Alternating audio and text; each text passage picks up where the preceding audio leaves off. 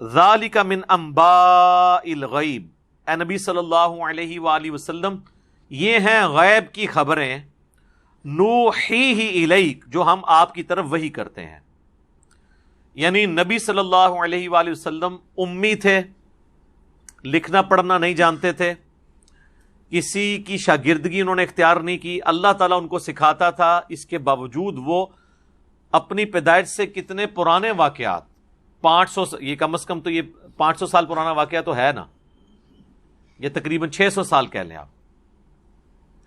تو یہ نبی صلی اللہ علیہ وآلہ وسلم کو وحی کے ذریعے بتایا گیا. تو اللہ تعالیٰ فرما رہا ہے کہ یہ اس بات کی دلیل ہے کہ اللہ تعالیٰ کے آپ پیغمبر ہیں، کہ آپ ان کو وہ باتیں بتا رہے ہیں جو آپ کی پیدائش سے اتنا عرصہ پہلے کی ہیں، اور یہ آپ کے پاس غیب کی خبر آتی ہے. وَمَا كُنْتَ لَدَيْهِمْ إِذْ يُلْقُونَ أَقْلَامَهُمْ، اور اے نبی علیہ السلام آپ اس وقت، اس زمانے میں 600 سال پہلے جب یہ ایک چھوٹا سا جھگڑا ہوا، آپ اس جھگڑے میں موجود نہیں تھے. وہ جھگڑا کیا تھا؟ ایہم یکفل مریم، کہ کون مریم کی کفالت کرے گا، اس کے لیے قلمیں ڈالی گئی. اب یہ اسرائیلی روایات میں ملتا ہے، مختلف قسم کے اقوال ہیں. ایک قول یہ بھی ملتا ہے کہ سیدہ مریم چونکہ ایک اللہ تعالیٰ کی طرف سے ایک اسپیشل گفٹ تھی ان کی والدہ کے لیے، تو وہاں پر جو خانقاہ پہ اور لوگ تھے ہر ایک کی خواہش تھی کہ ہم اس بچی کو گود لے لیں اور اس کی پرورش کریں. اور اس میں حضرت زکریا علیہ السلام بھی شامل تھے جو ان کے خالو بھی لگتے تھے. تو پھر طے پایا کہ دریا میں قلم ڈالی جائے گی، جس کی قلم پانی کے بہاؤ کے ساتھ چلے گی وہ تو ظاہر ساری چلیں گی، جس کی اپوزٹ چلے گی نا وہ پرورش کرے گا سیدہ مریم کی. اور یہ اس چیز کی انڈیکیشن ہوگی کہ اللہ تعالیٰ کی طرف سے غیبی تائید اس کو حاصل ہے. تو صرف حضرت زکریا علیہ السلام کی قلم جو ہے وہ پانی کے اگینسٹ چلی تھی، لیکن اس کی ڈیٹیل قرآن میں نہیں آئی ہے، لیکن اشارتاً ذکر ہے کہ جب وہ کلمے ڈال رہے تھے، اے نبی آپ تو اس وقت وہاں موجود نہیں تھے، اس کے باوجود آپ اس واقعے کو رپورٹ کر رہے ہیں جبکہ آپ لکھنا پڑھنا بھی نہیں جانتے. تو اس بات کی دلیل ہے کہ اللہ تعالیٰ کی طرف سے آپ کے پاس وحی آتی ہے. وَمَا كُنْتَ لَدَيْهِمْ إِذْ يَخْتَصِمُونَ، اور جب وہ جھگڑ رہے تھے اس معاملے میں آپ وہاں موجود نہیں تھے. اس سے عقیدہ حاضر و ناظر بھی کلیئر ہو گیا جی. اس پہ ویسے میری ڈیٹیل ویڈیو ہے، مسئلہ نمبر 7. وہ یہاں تک کلیم کرتے ہیں کہ نبی صلی اللہ علیہ وآلہ وسلم اگلی امتیں جو گزر چکی ہیں ان پہ بھی حاضر و ناظر تھے روحانی طور پر. ابھی بھی وہ کہتے ہیں کہ جی ہم کہتے ہیں جسمانی طور پہ، ہم کب کہتے ہیں کہ جسمانی طور پہ نبی صلی اللہ علیہ وآلہ وسلم یہاں موجود ہیں، بلکہ آپ روحانی طور پر موجود ہیں. جسمانی طور پہ آپ مدینہ شریف میں اپنی قبر میں ہیں، اور آپ جو ہے وہ اپنے تصرف سے پوری دنیا کو دیکھ رہے ہیں. دلیل مانگیں تو دلیل ان کے پاس کوئی نہیں ہے. دلیل ماننے کے اوپر 295C ہے. کوئی دلیل پہ قرآن و سنت سے ہونی چاہیے، اس کو اپنی طرف سے بنا. تو وہ پھر اس قسم کے دلائل وہ جو ہے نا ان کے رد کے لیے کافی ہیں کہ نبی علیہ السلام کو کہا جا رہا ہے آپ وہاں پہ موجود نہیں تھے. وہ کہتے ہیں جی یہ آپ اس بات کو سمجھے نہیں ہیں.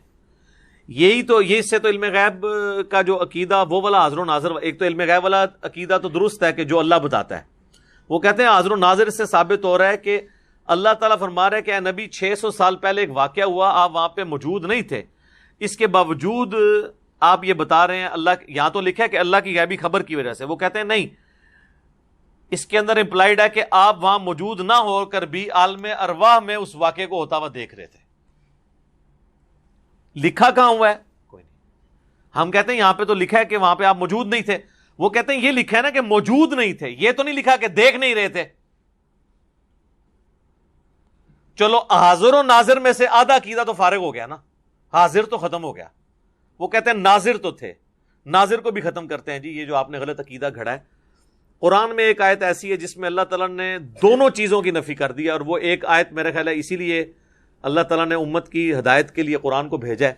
سورۃ القصص میں اللہ تعالیٰ نے سیم یہی گفتگو حضرت موسیٰ علیہ السلام کے بارے میں کی، کیونکہ موسیٰ علیہ السلام تو نبی علیہ السلام سے آلموسٹ آپ سمجھ لیں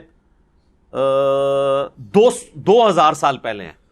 1400 قبل مسیح حضرت موسیٰ علیہ السلام کا زمانہ ہے، اور اوپر کے 600 سال ڈال لیں تو نبی صلی اللہ علیہ وآلہ وسلم سے 2000 سال پہلے حضرت موسیٰ علیہ السلام کے سارے واقعات ہوئے ہیں. اور قرآن میں سب سے زیادہ آپ کو پتہ ہے ذکر حضرت موسیٰ علیہ السلام کا ہے انبیاء میں سے، چونکہ وہ صاحب امت پیغمبر بھی تھے.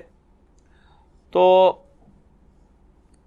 اللہ تبارک و تعالیٰ نے اسی کانٹیکسٹ میں کئی ایک جگہ پہ یہ یعنی گفتگو آئی ہے. سورۃ القصص جو ہے نا جی، اس میں اللہ تعالیٰ نے ایک کنکلوڈنگ آیت نازل فرمائی ہے جس میں ان دونوں چیزوں کی نفی ہوئی ہے. سورۃ القصص کی آیت نمبر ہے 44، جس میں اللہ تعالیٰ نے فرمایا کہ وَمَا كُنْتَ بِجَانِبِ الْغَرْبِيِّ، آپ مغرب کی جانب نہیں تھے، کوہ طور کے مغرب کی جانب، اذ قضینا الی موسیٰ الامر، جبکہ ہم موسیٰ علیہ السلام پر حکم وحی نازل فرما رہے تھے. یعنی آپ حضرت موسیٰ کے زمانے میں اس جگہ پر کوہ طور کے پاس موجود نہیں تھے، تو آپ یہ کیسے بیان کر رہے ہیں؟ اللہ کی وحی سے. وما کنت من الشاہدین، اور نہ ہی آپ دیکھنے والوں میں شامل تھے، نہ موجود تھے نہ دیکھ رہے تھے، یعنی نہ حاضر تھے نہ ناظر تھے. اب یہاں پہ آ کے اعلی حضرت احمد رضا بریلوی صاحب نے ترجمہ ہی چینج کر دیا، اور ترجمہ یہ کیا کہ نہ آپ حاضر تھے نہ موجود تھے. ایک ہی لفظ یعنی مختلف الفاظ استعمال کر دیے. شاہد کا ترجمہ باقی ہر جگہ وہ حاضر و ناظر کرتے ہیں، یہاں وہی شاہد لفظ آیا، یہاں ترجمہ بدل دیا. اور ان کے جو پوتا شاگرد ہیں مفتی احمد یار خان نعیمی صاحب، انہوں نے جال حق کے اندر یہ آیت ہی آدھی لکھ دی، جو اس بات کا ثبوت ہے انہیں سمجھ آ گئی ہے ہمارے خلاف ہے آیت. انہوں نے آدھی آیت لکھی، اور حاضر و ناظر پہ جو اعتراض کیا جاتا ہے نا جن آیات کے ذریعے، اس میں سے انہوں نے لکھا کہ یہ بھی لوگ مخالفین ہمیں یہ آیت پیش کرتے ہیں وما کنت بجانب الغربی اذ قضینا الی موسیٰ الامر. اور اگلے جو 3 لفظ تھے، صرف کوئی یہ نہیں کہ کوئی 3 کلومیٹر لمبی تھی وہ کوئی آیت، 3 لفظ چھوڑ دیے اور کہا اس میں تو لکھا ہے کہ اے نبی تم وہاں پر موجود نہیں تھے. تو ہم بھی کہتے ہیں کہ وہاں پہ موجود نہیں تھے، لیکن وہاں پہ ناظر تھے، دیکھ رہے تھے. اور وہ اسی آیت میں وما کنت من الشاہدین، اور آپ دیکھ بھی نہیں رہے تھے.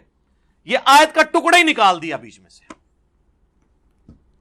لیکن ہم پھر بھی کہتے ہیں کلمہ گو مسلمان ہیں.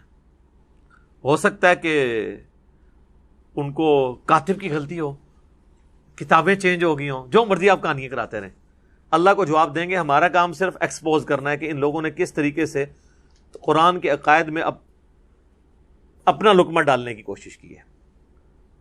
وَلِعَاذُ بِاللَّهِ تَعَالَى آمین.